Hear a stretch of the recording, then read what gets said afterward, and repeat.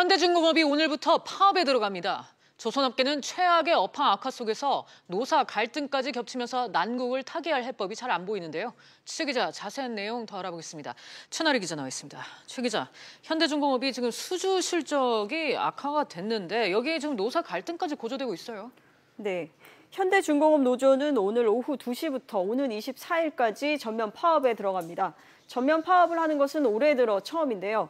노조는 지난 17일 열린 19차 교섭에서 기본급 73,373원 인상과 성과급 지급 기준 확정 등을 담은 요구안을 회사에 제시했습니다. 이는 기존의 기본급 146,746원 인상, 성과급 최소 250% 보장보다 한 발 물러선 것이긴 한데요. 하지만 회사 측은 회사가 어려운 상황에서 임금 동결 외에 별다른 방법은 없다며 맞서고 있습니다. 이 같은 간극을 좁히지 못하면서 현대중공업은 파업이란 위기를 맞게 됐습니다. 그렇군요. 이 파업 참여 인원은 어느 정도로 좀 예상됩니까? 네, 현대중공업 노조원은 약 500명입니다. 여기에 이번 파업에는 협력업체 소속 노조도 포함되는데요. 하청지회는 전체 100명 정도인 것으로 파악되고 있습니다.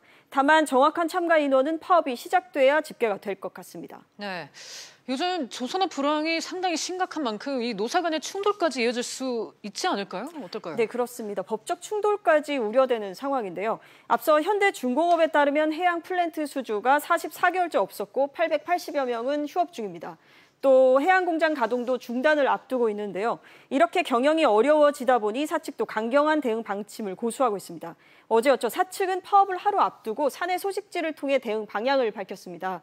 내용을 보면 작업방해 등 불법 행위가 발생하면 인사 조치는 물론 민형사상 책임을 묻겠다는 것입니다.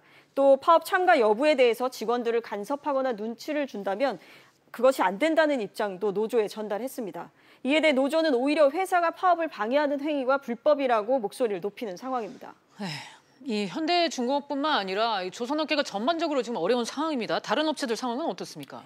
네, 그렇습니다. 노사 간 타협이 어려운 것은 다른 업체도 마찬가지입니다.